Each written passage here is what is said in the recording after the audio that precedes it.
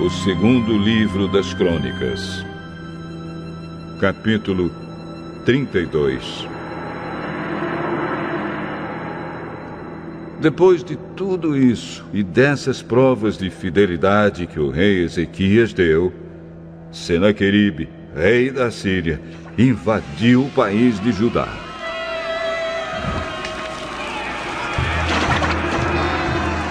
Seu exército cercou as cidades protegidas por muralhas, procurando conquistá-las. Quando Ezequias viu que Senaqueribe estava planejando atacar Jerusalém também, consultou seus chefes militares e civis e propôs que tapassem as fontes de água que ficavam fora da cidade. E eles concordaram com o plano. Muita gente se ajuntou e foram tapar todas as fontes e também o canal que atravessava aquela região. Isso foi feito para que os assírios encontrassem pouca água quando chegassem perto da cidade. Ezequias se animou e consertou a muralha da cidade. Construiu torres em cima dela e levantou outra muralha ao redor da que já existia. Também construiu defesas no aterro que havia sido feito no lado leste, na cidade de Davi, e mandou fazer muitas lanças e escudos. Colocou oficiais no comando de todos os homens da cidade. Mandou os oficiais se reunirem na praça do portão de entrada da cidade e disse: Sejam fortes e corajosos. Não fiquem assustados, nem tenham medo do rei da Síria e do seu enorme exército. Pois aquele que está do nosso lado é mais poderoso do que o que está do lado dele. Ele só conta com a força dos homens, mas do nosso lado está o Senhor, nosso Deus, para nos ajudar e para guerrear por nós. E o povo ficou animado ao ouvir as palavras do rei Ezequias.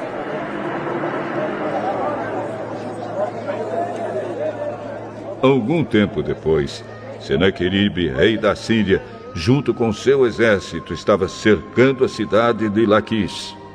Ele enviou alguns oficiais a Jerusalém para entregarem ao rei Ezequias a seguinte mensagem: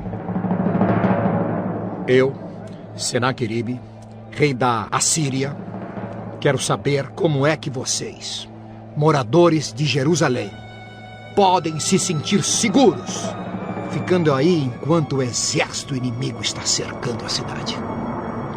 Ezequias diz que o Senhor, o Deus de vocês, os livrará das minhas mãos. Mas ele os está enganando. E vocês morrerão de fome e de sede. Pois foi o próprio Ezequias que acabou com os lugares de adoração e com os altares desse Deus. E disse ao povo de Judá e aos moradores de Jerusalém que adorassem a Deus diante de um altar só e queimassem incenso somente naquele altar. Será que vocês não sabem o que eu e os meus antepassados fizemos com os povos de outras nações? Vocês pensam que os deuses daquelas nações foram capazes de salvá-la das minhas mãos? Não. Não houve nenhum deus das nações que os meus antepassados conquistaram que fosse capaz de salvar o seu povo do meu poder. Então, por que é que vocês pensam que o seu Deus pode salvá-lo das minhas mãos? Portanto, não deixem que Ezequias os engane assim. Não se iludam. Não acreditem nele. Nunca houve nenhum Deus que pudesse salvar o seu povo do poder dos meus antepassados ou do meu poder. Muito menos o Deus de vocês poderá salvá-los.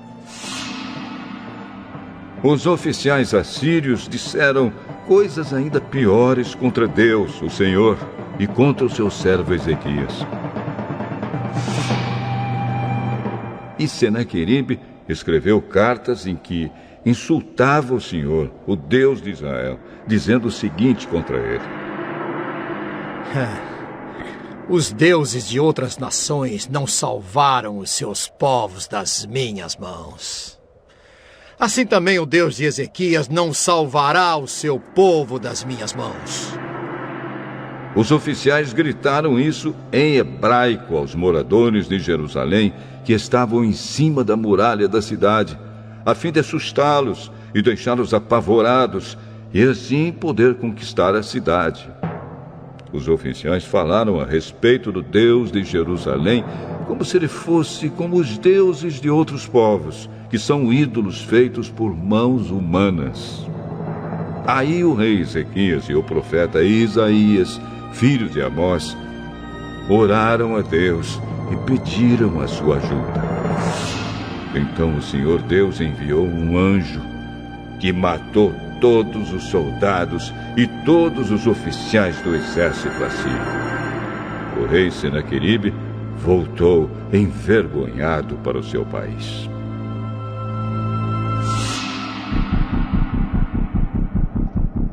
Certo dia, quando estava adorando no templo do seu Deus, alguns dos seus filhos o mataram à espada. Foi assim que o Senhor Deus salvou Ezequias e os moradores de Jerusalém das mãos de Senaqueribe, rei da Assíria, e das mãos de todos os outros inimigos. E Deus deu ao seu povo paz com todos os países vizinhos. Muitas pessoas iam a Jerusalém levando ofertas ao Senhor e ricos presentes para o rei Ezequias de Judá. Daquela época em diante, a fama de Ezequias foi crescendo em todas as nações. Por esse tempo, o rei Ezequias ficou doente e quase morreu. Então orou a Deus, o Senhor, e Deus respondeu, dando um sinal para provar que ele ficaria bom. Deus foi bondoso com Ezequias, mas ele não lhe agradeceu, pois era orgulhoso. Por isso Deus ficou irado com ele, com o povo de Judá e com os moradores de Jerusalém. Aí Ezequias se arrependeu do seu orgulho, como também os moradores de Jerusalém. E assim o Senhor só castigou o povo depois da morte de Ezequias. Ezequias ficou muito rico e recebeu muitas homenagens. Construiu depósitos para guardar a prata, o ouro, as pedras preciosas, as especiarias, os escudos e os outros objetos de valor que possuía. Construiu também armazéns para os cereais, o vinho e o azeite, estrebarias para o gado e currais para os carneiros. Ezequias também construiu cidades. Ele se tornou dono de muito gado e de muitos carneiros, pois Deus lhe deu muitas riquezas. Foi Ezequias quem mandou tapar a saída de cima da fonte de Giom e cavar no lado oeste de Jerusalém um túnel, a fim de levar água para dentro da cidade. Tudo o que Ezequias fez deu certo. Quando as altas autoridades da Babilônia enviaram mensageiros a Ezequias para fazerem perguntas sobre o milagre que havia acontecido em Judá, Deus não o ajudou, pois queria pô-lo à prova, a fim de descobrir o que estava no fundo do seu coração. Tudo mais que Ezequias fez, inclusive as coisas que fez como prova da sua dedicação a Deus, está escrito na visão do profeta Isaías, filho de Amós, e na história dos reis de Judá e de Israel. Ezequias morreu e foi sepultado na parte de cima dos túmulos dos reis, que eram descendentes de Davi. Quando ele morreu, o povo de Judá e os moradores de Jerusalém lhe prestaram homenagens. E o seu filho Manassés ficou no lugar dele como rei.